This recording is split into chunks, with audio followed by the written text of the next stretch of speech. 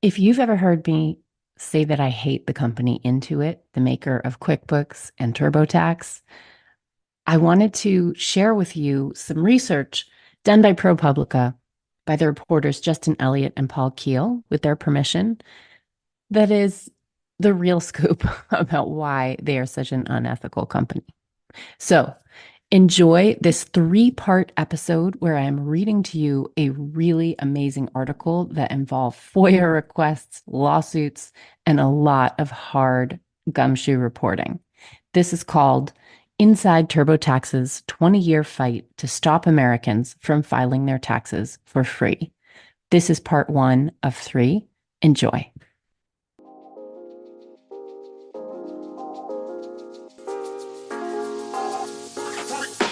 Welcome to the Sunlight Podcast. In this show, we're talking about taxes, money, and careers for self-employed people who have a big vision for changing the world with their work. I'm your host, Hannah Cole, artist, tax pro, and the founder of Sunlight Tax. If you're a creative or soul-centered entrepreneur or wellness practitioner who wants to grow your business sustainably, manage your taxes, and build a stash of fuck you money so you can control your time and have a bigger impact with your work, you are in the right place.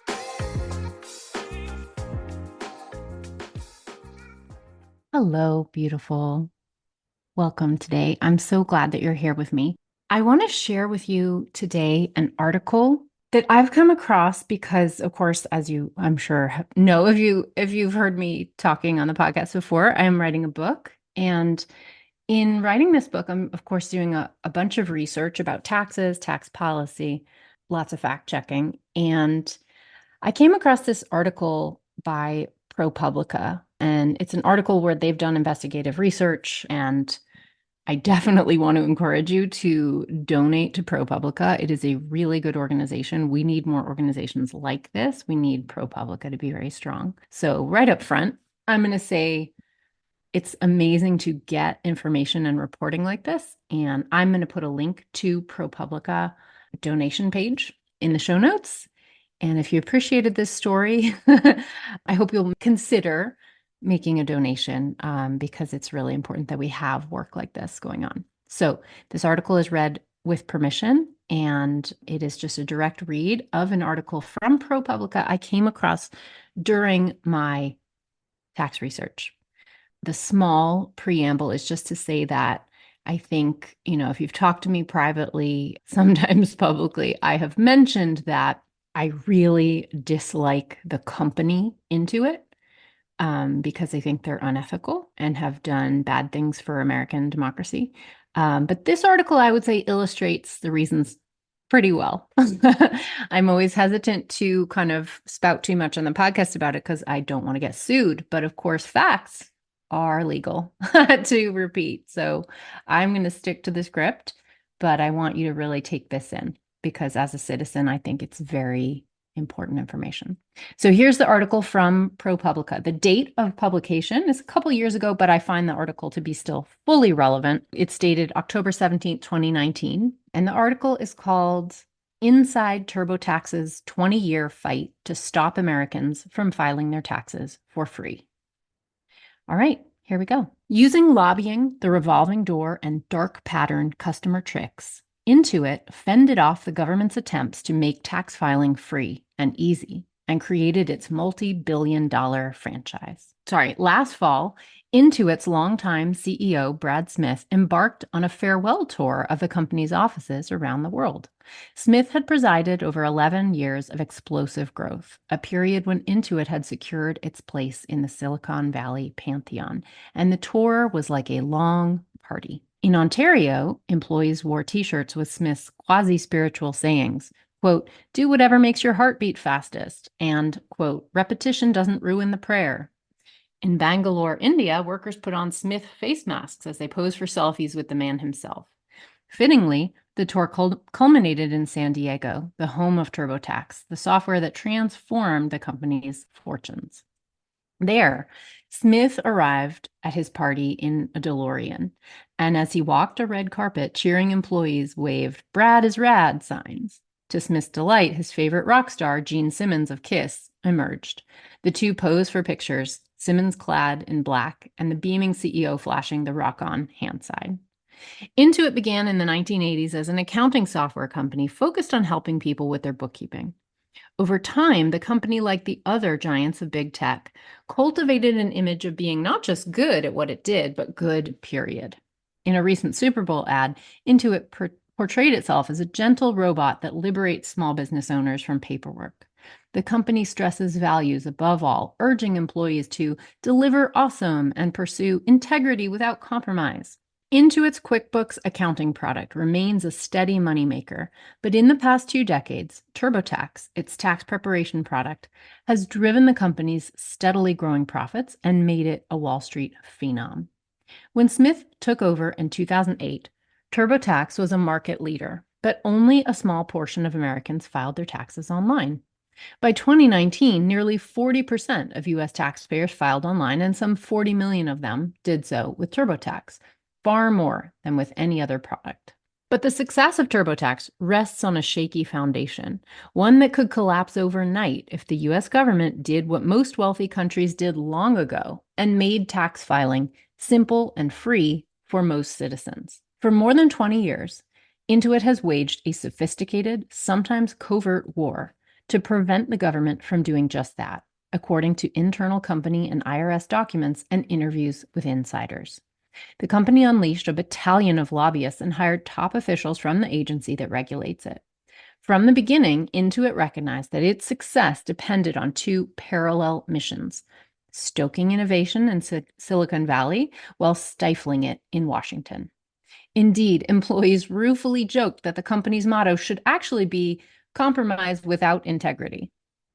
Internal presentations lay out company tactics for fighting encroachment, that's in quotes, into its catch-all term for any government initiative to make filing taxes easier, such as creating a free government filing system or pre-filling people's returns with payroll or other data the IRS already has. Quote, for a decade, proposals have sought to create IRS tax software or a return-free tax system. All were stopped, unquote, reads a confidential 2007 PowerPoint presentation from an Intuit board of directors meeting. The company's 2014 to 2015 plan included manufacturing third-party grassroots support, quote, buy ads for op-eds, editorial stories in African American and Latino media, unquote, one internal PowerPoint slide states. The centerpiece of Intuit's anti-encroachment strategy has been the Free File program, hatched 17 years ago in a moment of crisis for the company. Under the terms of an agreement with the federal government, Intuit and other commercial tax prep companies promised to provide free online filing to tens of millions of lower-income taxpayers. In exchange, the IRS pledged not to create a government-run system. Since Free File's launch, Intuit has done everything it could to limit the program's reach while making sure the government stuck to its end of the deal. As ProPublica has reported, Intuit added code to the Free File landing page of TurboTax that hid it from search engines like Google, making it harder for would-be users to find. 12 years ago, Intuit launched its own free product, free is in quotes, the similarly named, quote, free edition of TurboTax. But unlike the government program, this one comes with traps that can push customers lured with the promise of free into paying, some more than $200.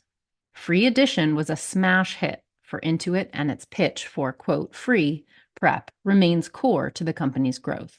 Recently, it launched a, quote, free, unquote, ad campaign for the free edition, including a crossword puzzle in the New York Times in which the answer to every clue was FREE. Intuit knows it's deceiving its customers. Internal company documents obtained by ProPublica show. Quote, the website lists free, and the customers are assuming their return will be free, unquote, said a company PowerPoint presentation that reported the results of an analysis of customer calls this year. Quote, customers are getting upset, unquote. Intuit also continues to use, quote, dark patterns, unquote, design tricks to get users of its website to do things they don't necessarily mean to do, to ensure that as many customers as possible pay, former employees say. a marketing concept frequently invoked at Intuit, which goes by the acronym FUD, F-U-D, seeks to tap into Americans' fear, uncertainty, and doubt about the tax filing process. An Intuit spokesman declined to answer ProPublica's detailed questions about its efforts to fend off a government filing system, but he provided a statement. Quote, "We empower our customers to take control of their financial lives, which includes being in charge of their own tax preparation," unquote. He said, adding that a, quote, "government-run, pre-filled tax preparation system that makes the tax collector, who is also the investigator, auditor, and enforcer, the tax preparer, is fraught with conflicts of interest," unquote. The IRS is seemingly the biggest threat to Intuit and other commercial tax prep businesses, but it has more frequently acted as the industry's ally, defending the free file program even in the face of critical internal reviews. The IRS declined to comment for this article. The consequences of Intuit's efforts affect a huge proportion of the tax-paying public. Americans spend an estimated 1.7 billion hours and $31 billion doing their taxes each year. Just 2.8 million participated in the free file program this year, down from 5.1 million at the program's peak in 2005. Intuit's success has made the men who run the company rich.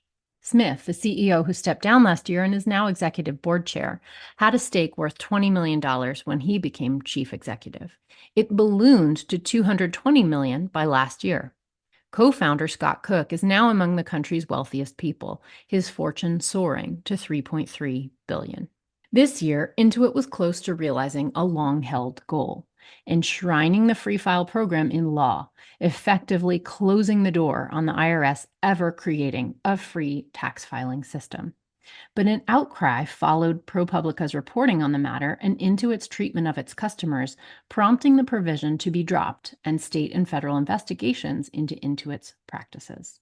Yet even after this setback, the company remained steadfastly confident that its clout in Washington would win the day. What we're going to do is fight this publicly because that is exactly what they want us to do, said Sazan Godarsi, the new CEO, in a video released to staff this May and obtained by ProPublica. Quote, "We are actually working with the IRS and members of the Congress to ensure that the facts are very clear," unquote. Intuit has dominated the tax software market since 1993, when for $225 million, it bought ChipSoft, the San Diego-based company that had created TurboTax. Even then, TurboTax was the most popular option, but Intuit pursued a plan of aggressive growth. The product necessarily came on a disk, and by the end of the 90s, TurboTax boxes were nearly ubiquitous on shelves in office supply stores across America. As internet speeds increased and dot-com mania took hold, it became apparent that Intuit's future was not in a box on a shelf. It was online. The prospect of TurboTax's growth was vast for another reason. As late as 2001, around 45 million Americans still filled out their tax forms on paper. For Intuit, those were all potential customers. But Intuit wasn't alone in seeing possibilities in the spread of high-speed internet. In Washington, lawmakers began pushing the IRS to modernize and get more taxpayers to file electronically. It was a no-brainer. Filing taxes online would be easier, and the IRS would save staff costs on processing paper returns. The danger to Intuit's growing business was obvious. If the government succeeded in creating a system that allowed the vast majority of taxpayers to file online for free, TurboTax profits would plummet. Intuit recognized that the notion of return-free filing was not going away on its own. And so in 1998, the company hired Bernie McKay, a one-time Carter administration aide and a senior lobbyist at AT&T, to be its vice president for corporate affairs. Intuit executives like to talk about having a customer obsession in developing their products. McKay's obsession is stopping government encroachment. Known to physically bang the table to drive home a point, McKay's style is, quote, aggressive to the point of offense, unquote, said one fellow tax prep lobbyist. An Intuit spokesman said, quote, "This mischaracterization of Mr. McKay is pure fiction," unquote. McKay, for his part, when asked at a recent tax industry conference which Star Wars character he is, responded, quote, "Darth Vader." The year McKay was hired, Congress passed a major overhaul of the IRS. The bill, reflecting Intuit's lobbying, said that the IRS, quote, should cooperate with and encourage the private sector to increase electronic filing. While McKay came through in his first big test in 2002, the company found itself up against an unexpected foe, the George W. Bush administration. The threat came from a broad administration initiative to upgrade government technology. One of the proposals called for the IRS to develop, quote, an easy, no-cost option for taxpayers to file their tax return online, unquote. Without such an option, taxpayers were stuck either filing on paper or, to file electronically, paying a tax professional or software company like TurboTax. Providing an alternative would be an obvious improvement, said Mark Foreman, an official at the Office of Management and Budget, who leads the e-government program. The technology wasn't all that complicated, and creating a free, automated filing system would help tens of millions of Americans. Quote, this was seen as a low-cost, high-payoff initiative, unquote. Foreman recalled in a recent interview with ProPublica. Standing in the way, he said, was an industry, quote, that lives off the complexity of the tax code, unquote. Intuit revved its new lobbying machine. Even before the OMB report was publicly released, a group of Republican lawmakers led by TurboTax's hometown congressman wrote to the agency arguing that there was no reason for the government to compete with the well-established private tax prep companies. Intuit's lobbyists also went above the OMB and pressed their case directly to the White House, Foreman recalled. At the IRS, quote, all hell broke loose, remembered Terry Lutz, who was then the head of electronic filing at the agency. Intuit's clout on the Hill meant that lawmakers were soon accusing the IRS of making, quote, secret plans to undercut the industry, unquote, Lutz said. The agency ran the risk of seeing its funding cut if it were to pursue the Bush plan. The IRS commissioner at the time, Charles Rosati, also opposed the idea. The IRS's customer service staff, already too thin to respond adequately to Americans' questions about the tax code, would have to grow substantially to handle millions of software queries. Congress, quote, will never give you sufficient funding, Rosati told ProPublica. So the IRS felt caught in the middle. The question became, Lutz said, quote, is there some way to come out of this with something for taxpayers that addresses the administration's objective and at the same time is acceptable to industry, unquote? Intuit, it turned out, did have a way. Since 1999, as part of the company's strategy to head off encroachment, TurboTax had been offering free tax prep to the poorest filers. It was a program that served to bolster the company's arguments that government intervention was unnecessary. This became the basis for a deal. The industry would offer free tax prep to a larger portion of taxpayers. In exchange, the IRS would promise not to develop its own system. Intuit organized a coalition of tax prep companies under the name the Free File Alliance. And after negotiations with the IRS, the group agreed to provide free federal filing to 60% of taxpayers, or about 78 million people at the time. Government officials touted the solution as a marvel of public and private cooperation. Americans would get free tax prep, and it would cost the government almost nothing. For Intuit, it was the culmination of years of lobbying. The IRS had signed a contract that said it, quote, will not compete with the Free File Alliance in providing free online tax return preparation and filing services to taxpayers, unquote. What's more, quote, free, unquote, wasn't as unprofitable as it sounded.